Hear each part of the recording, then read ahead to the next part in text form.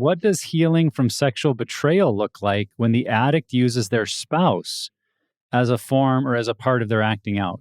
And what does healing look like if there was sexual abuse or rape inside a marriage? Well, that second half of the question, I mean, not a simple answer, but if there's rape or abuse in a relationship, that's never okay. Yeah. So I think it should be taken to outside help. But let's assume maybe that this couple has gotten help and they're trying to walk out their recovery and heal together. Then I would say it's a long process of rebuilding trust and safety, right? So once you get the truth out and then you're building on that with developing trust and safety, there's just a lot of elements to that. And to be able to build that again. And sometimes an abstinence again can be a part of that rebuilding. So we're going to go back to kind of square one here and build a good foundation and build slowly upon that with the comfort of, the spouse that's, the least comfortable with having a sexual intimacy. Again, we're going to go with what they're comfortable with and build upon that. So I think that's part of it. And the other part of the question, I'm just thinking of that process of retraining the brain. So there is that piece of truth and trust and safety and building emotional awareness with our spouse. Yeah, really. I mean, my mind just goes to safety is what's most important. And I also wrote down the period of abstinence. I think that's super helpful. And I think as a couple is going through that process, if that's what both partners feel like is what's helpful for them and creates safety in the relationship, then as you maybe start to get into the reintegration of sex, like be patient, go slow. It's not going to be jumping back in and let's get after it like when we first got married, maybe, but like go really, really slow, give yourself tons of grace and know that it may be really challenging. That it may, like you start to initiate, things are going well, and then something gets triggered and it's like, no, I can't, I gotta back away. Those moments are really important, I think, for a couple, that how they handle those moments can help reinforce, okay, we're on the right path, headed in the right direction, or there's still a lot of work that we got to do here. And so I think that it's just important to both partners, both spouses, as they're evaluating reintegrating sexually, to have those conversations outside of that context. Don't do it right as you're about to maybe try to engage. Have a set aside time where that's not even on the table to have that conversation, establish some of those, hey, if this happens and you're not feeling safe, I need you to tell me. I need you to just say it like this. I'll totally understand. And then we'll reevaluate afterwards. So I just feel like those kind of things are helpful because what it's doing is it's prioritizing the marriage, not just one aspect of the marriage. Mm-hmm. Yeah, I would, want to say to anyone that's in this situation that you are in a very, very difficult situation.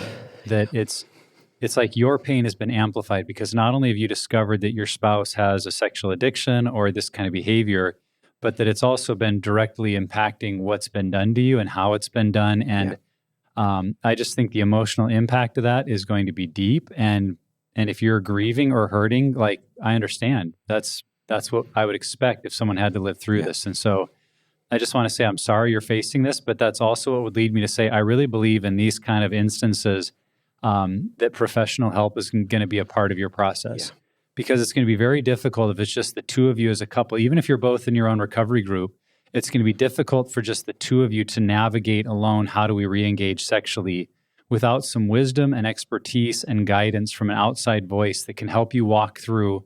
And I think if you're that betrayed or wounded or abused spouse, to know that I'm not just taking my other spouse's, my husband's word for it, that he's better, but I'm really able to go off of some guidance from a professional who says, here's the kind of things you're looking for. Here's some benchmarks.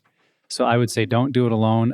And I think there will definitely be a period of abstinence where sex needs to be off the table because you can't just, I think, keep doing things the same way and hope it gets better. I believe you both will need a period where there's no pressure of that. There's no idea of that because we're establishing health in a new way. And when we re-engage sexually, we intend for it to be an entirely different kind of relationship and not just assurances of, oh, I promise I'm not thinking about those things now, or I promise I'm not doing it just for me. I promise, or that's not going to be enough. There really needs to be a new way of relating to one another. So I think that's crucial. And then would just, echo everything you guys said, that be patient with one another, lots of communication. And if you are hanging on and making the marriage work after what you would describe as sexual abuse or sexual rape within your own marriage, you are being brave and courageous, and it's not going to be easy. I think it's possible to heal that marriage, but I would just say again, you need to take the long view of this may take time. Yeah. The other thing I've just heard from couples that I would say too, while it takes time, there will come a point where if you're that betrayed or hurting spouse and you're watching your struggling or addicted spouse take all the right steps, engage with group, be sincere about their healing, honor your boundaries and their guardrails, there will still come a point that for you to move back towards sexual connection will be a risk on your part. Now, I'm not saying you should ignore safety or do it before you're ready, but at some point, sooner or later, to step back into that water will feel like risk. And I just think that's the reality of a couple that's trying to re-engage after this level of activity. There will be risks and sacrifice, and I won't say sacrifice because that could be misinterpreted. There will just be risks that they have to take to move out of their comfort zone to see if we can find a new way forward. And when you're at that point, do it with prayer, do it with support from people that love you, and with some guidance of how to do it best. So this is not an easy one, but thankfully by God's grace, we've seen couples navigate these waters, and it is possible. Yeah.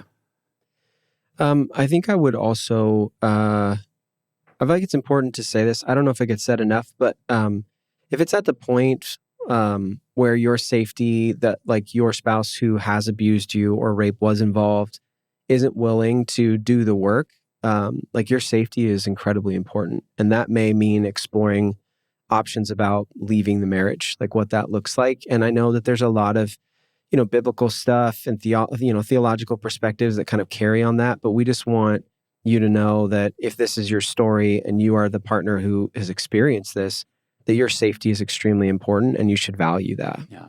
Well, I think we should just point out that the way the question was asked assumed that some healing is happening, that struggling or addicted spouse is remorseful, repentant, and earnest and sincere about their change, because I'm guessing there may be some people hear this question and even are triggered and like, well, if you're being abused and raped, like you get out of there, you go to the police, and there are certainly circumstances that truly needs to happen. Yeah. But then there are other marriages where, in how they have decided to navigate it as a couple, they're moving forward in healing, and that's where our advice applies. If you are not seeing repentance and remorse and change from a spouse that's doing these things to you, then the answer to the question is 180 degrees different. Yeah.